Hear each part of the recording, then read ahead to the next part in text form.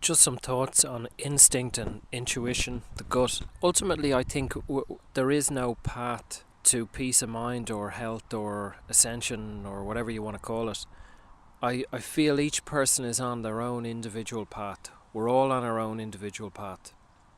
We're all perfect. That path is more harmonious the more tuned into our intuition and our guidance we are. So what we see often in the world, and we maybe experience it, I think we all experience it to a degree, is that we look out there and we think, I want to be like that, or that's the way I should do things. You know, people grow up, they get married, they get a mortgage, they have kids, and then they reach their 40s maybe, and they think, why did I get a mortgage and have kids and get married? And not everyone, but some do, and it's too late then.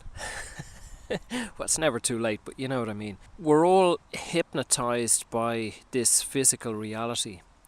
We think that it is directing us or guiding us. It's tempting us. So we want all that stuff. We want that experience of that we see the neighbours or celebrities or pop stars or whoever, spiritual gurus. You know, we want to be like them. We think that's the way to go. Whereas ultimately, I think it's really about honouring ourselves and our own instinct and our own guidance. And I feel once we honour our own instinct, we can't go wrong, our own intuition. So the world around you may be screaming. You know, you might have family or friends or people are saying, well, you know, why are you quitting your job? Or why are you staying in your job?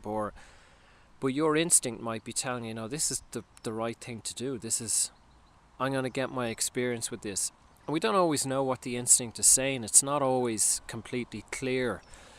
But you've got to make a decision and then accept responsibility for that outcome, no matter what happens. Now, shit happens and there is suffering in life. People get cancer, people die in car crashes, you lose your job, the car doesn't start and it costs a fortune, it rains, it snows, there's tornadoes, there's floods, there's wars, shit happens. All that stuff's going to keep happening. That's life. The sorry state of our world is that we're all trying to escape that rather than live within these conditions and know how to have the tools to maneuver through these situations untouched really or unhindered. And there are people who can do it, and I suppose that's what I've been learning in my own experience over the last few years, that to not allow the situations to get in on me and to not think that the situation represents who I am. It's an experience I'm having, it's not who I am. Also, just to say on intuition, or you know, if we feel we've guidance to do something, like let's say you've guidance to become the yoga teacher and you fly to India and you think you know, we often have that rose tinted idea of like, I'm going to fly in, it's going to be beautiful, I'm going to do yoga all day, I'm going to get my certificate, I'm going to come home, I'm going to have clients, I'm going to be a yoga teacher, I'm going to live happily ever after. Maybe you fly in the rainy season, you get diarrhea because the food and water is full of bacteria and all sorts of shit, and you're struggling and your stomach is in bits and you're trying to get up and try to do yoga without without shitting yourself. There's an image. And it's torture. And you're hounded by Indian people, beggar children, everyone just looking for something from you. You know, when you leave your ashram and you have to go back to train stations and cities and airports, and then you come back and maybe you can't get any clients. No one wants a yoga teacher. There's yoga teachers everywhere, you know, and you think, oh, I got to go back to my job in the bank. My point is, in following our guidance, there's lessons, there's growth, and there's purpose in it. Now, our ego mind wants to immediately paint that as being an enjoyable, wonderful experience, and it might be, but it might also be a challenging experience. And if we have the awareness and the ability to step back and not get sucked into that experience, then the hardship or the challenge or the trials or whatever is presented doesn't get in on us as much. And also, if it's fantastic, that doesn't get in on us as much either. You know, we don't identify ourselves with that. This is my life, I'm always going to be happy now, I'm a yoga teacher. Not really. You know, people around you are still going to get cancer, they're still going to die, there's still going to be wars and so on. Sorry to rain on your parade. So it's about being centered and grounded, that life can go on around us and our own peace of mind we can nurture. I am the most important person in my life. I'm more important than anyone around me. And once I can nurture and care for myself, I can be of more use to other people.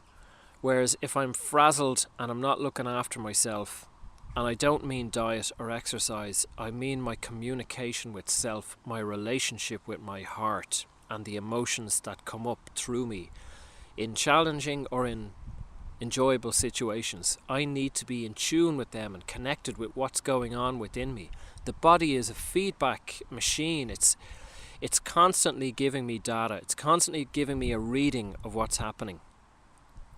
And we constantly don't look at it. We look out into the world thinking, I want to be there, I want to eat cake, I want to smoke a cigarette, I want to drink, I don't feel well, this, that, the other, complain, move. Whereas if we can be still and observe, we can make peace with whatever's going on. And then whatever's going on in the physical world is not as, we're not dependent on it to fulfill us, make us happy, or to try and change the situation. Change Donald Trump here. It doesn't matter. Donald Trump doesn't matter. Your perception of Donald Trump matters. Your perception of the world matters. Who these people are or what's happening matters less, if at all. Projecting our shit onto the world causes more chaos. Going out trying to save people, trying to save the dolphins or save, abused children or whatever it is. There's nothing wrong with that. But ultimately, are we at peace with ourselves? Are we nurtured? Are our own hearts full of love that we can bring light to other people? Not chaos and emotion and outrage and anger at the world and try and change things that way. That doesn't really help. You're just adding more shit to the mix. So in a roundabout way, that's why I feel our connection with our instinct and our intuition, the gut, is so important.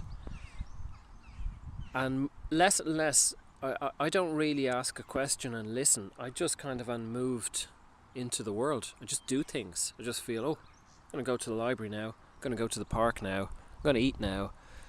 I don't sit there and go, should I go, what does my instinct say? Should I do this course or buy this book? I just feel, I find the book and go, yeah, I want to buy that. Or no, it doesn't resonate with me. It's more of an it's more of a, it's in the moment. It happens. I'm moved. I don't have to think and analyse and weigh up the pros and cons. I used to do that. Write out lists of why I should do this course, why I should not do this course. And then I'd be more confused than I was before. Now I just take action. I try to take that step with the awareness of whatever unfolds from this, I take responsibility for. So if it's challenging and it's a supposed nightmare, that's a challenge for me to be present with myself, to look after myself, to get through it. And if it's all rosy and wonderful and I have fun, well, brilliant. Take responsibility for that too. There are tools, to be in touch with our instinct and intuition. It's not a loud voice. It's not the voice that screams, don't do this, do that.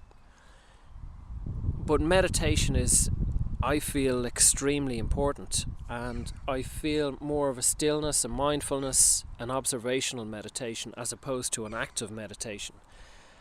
I'm not a big fan of a lot of guided meditations. I do use them for myself, and I use them in the course with people I work for a purpose, to either dig into certain emotions or to give a person a certain experience. Like manifestation meditations, not really into it. Make yourself rich, make yourself thin. If they work for you, great. A stillness or a mindfulness, a silent meditation of just observing the body and the senses and where we are, that builds instinct and intuition. That brings us present into the moment, that we're not needing distraction of cigarettes or TV or our phone or whatever it is, another person to talk to us or distract us or make us happy. We're in our pain or discomfort or nothing or stillness, and we're present. We're allowing, we're basically saying, that I'm ready to work. I'm listening. I'm here. And the more we can do that, the more we can build up that intuition, or that connection with intuition, that we're more aware of how we feel. You know, a lot of meditations really, and I've done it myself in the past, it's just, I may as well be watching TV. It's just a distraction. The mind is saying a mantra, or the mind is visualizing something, or it's active. It's not really, in a way, it's not the best meditation. It can be better than, smoking cigarettes or going drinking, but we're trying to develop a connection with ourself, and that entails silence and observation, not being active. If you want to improve your relationship with your partner or with a friend, you're going to listen to them. You're not going to go to them and say, let's improve our relationship, and then talk for an hour, and they just sit there, and then you walk away going, yeah, we're really developing my relationship. I don't know anything about them. I didn't let them speak. So sit in silence and listen to yourself and observe and embrace whatever comes up, whatever chaos or nausea or fear or anxiety or self-consciousness, all the dirt and all the shit and all the lovely stuff. It's all you.